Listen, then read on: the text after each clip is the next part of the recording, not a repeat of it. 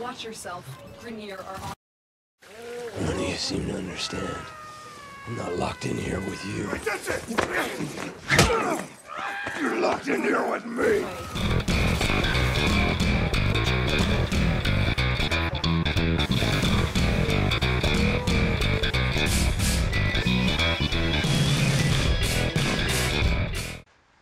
Alright, I am very excited to share this build. You just choose the right one here. Yep, that's it. This is my Valkyr Wrecking Ball build, and this is a hell of a lot of fun, and it blows through any normal content like paper. I mean, up through Kuva Floods and Sortie 3s, it's like nothing to this build.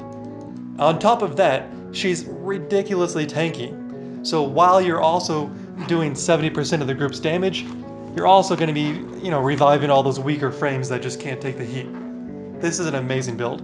And it's also, I'm really excited to share this because this has been my favorite build for an exceptionally long time. I mean, I started playing the game about 4 years ago, and Valkyr was the very first frame that I intentionally farmed and built. And Jakitag was originally in this build, and that was one of the first melee weapons I, bought and built. And it's been my favorite build throughout that whole time. There's been other builds that I've had fun with, that I've, tried out, but this has always been the foundation that I've come back to. This build is Warframe to me. So I really hope you like it.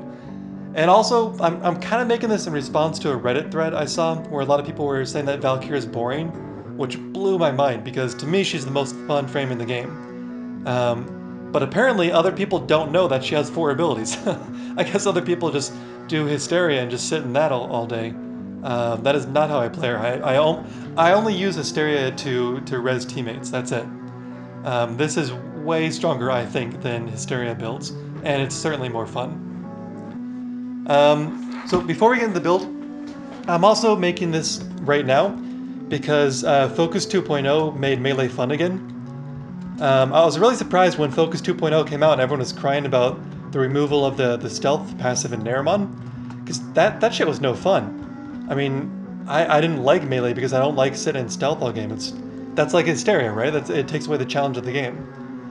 Also, what I didn't like about Melee before was that it was really frustrating to lose a huge combo counter, and the new Nerimon fixed all of that.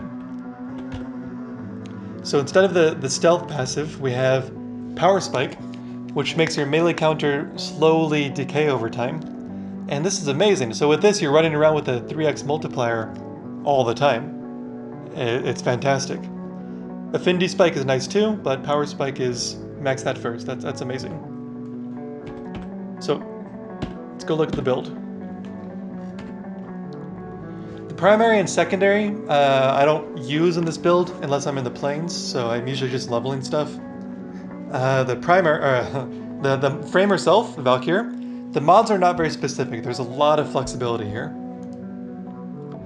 Basically, the whole build revolves around Eternal War. This is a Warcry augment. Warcry is her ability that increases attack speed and armor.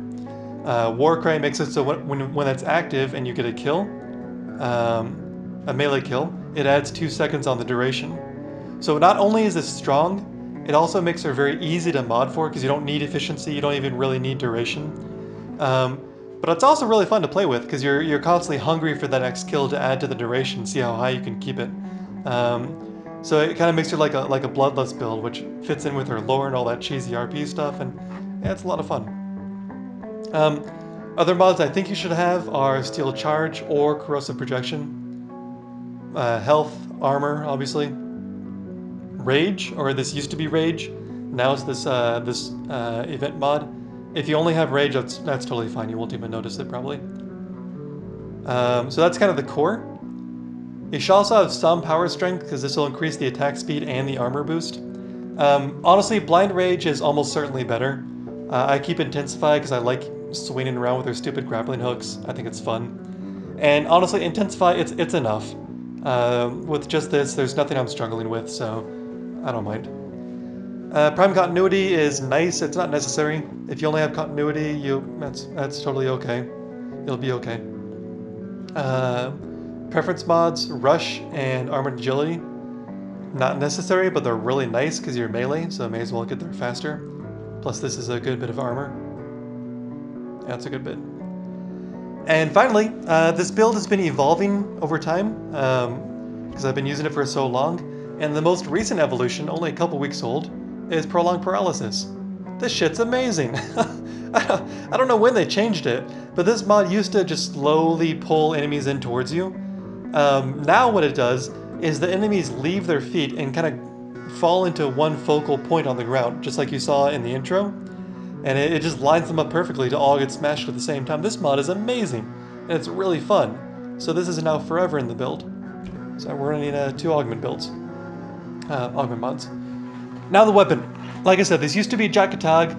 Archetytron honestly just has better stats. Jakatag does have that amazing augment mod, but mod space is really tight. There's virtually no wiggle room at all. So Archetytron it is. Galatine Prime is almost certainly better, but I like the feel of maces, and I like the stun mechanics of Archetytron. It's also nice that the stun is electricity, so it adds to condition overload. But the idea is basically you want a big heavy weapon, because Valkyr's attack speed reduces the downside of the slow attack speed, right? And if you're using a fast weapon like Haruto or something, you're going to be breaking your finger because you're going to be hitting that button so fast. So big melee weapon and Valkyr. And then the idea is that generally with melee weapons, if it's got good status, it's a condition overload weapon. If it's got decent crit, it's a blood rush weapon. But what you'll find, if a weapon has both, it can be both builds. So this is my condition overload blood rush build. Excuse me, let me just take this Raven out. Like this. Both blood rush and condition overload. There's virtually no wiggle room at all in the mods here. So we have condition overload and blood rush. Berserker for attack speed, melee damage, life strike. Yes, Valkyr has lifesteal on her ult, but you don't want to be hopping into ult and hopping out. This is way more convenient. Critical damage, because once you're at 2x multiplier, you're basically doing 100% crit. This is your combo counter and status chance. And status, this adds a little extra damage, and it adds to condition overload, so that's why this is here. You can do whatever status you want. You can do fire, cold, whatever. Some people might feel weird about not having corrosive to not strip armor away, but dude, honestly, you're not gonna miss it unless you're doing like unnecessary 2 hours into survival against level 300 enemies or something. You don't need that armor stripping. You're doing so much damage. You do not give a damn about armor. This build it's so stupid strong. Is that it? Is that all I want to say? I think so. So, if you have a Riven, that's great. You can see I have 2 Rivens. I just got this one yesterday, so I'm still testing out which one is better. Although this one adds a lot more damage, so far I'm liking this one better because the range. Range on this weapon it's so much fun. And I don't need more damage. I'm tearing through everything like paper, so I don't feel like I need the damage. If you have a Riven, I'm removing Organ Shatter and putting the Riven in. I don't know if I should remove Organ Shatter or melee damage, because you're basically running at 100% crit chance. So I don't know which one is better, but this is fine. I'm doing okay with this one. And then I have Adarza Kavat for the 60% crit chance. This pushes me into red crits very early at like 2x or 1.5x multiplier. This is how you saw the red crits in the intro. And Valkyr is just very good at keeping pets alive with Pack Leader and Link Armor and all that. But that's a preference. You can run whatever pet you want. So that's basically the build. Very strong, very tanky, tons of damage. Trivializes the game, really. But it's still fun. I mean, you'll still get popped by some things, but it's not exactly popped. Like you'll take significant damage by some things, like those fire dudes in Kuva Flood, but you still have time to react to it and heal yourself up with Life Strike or Stun. It's a very, very good build. So let's go check it out in action.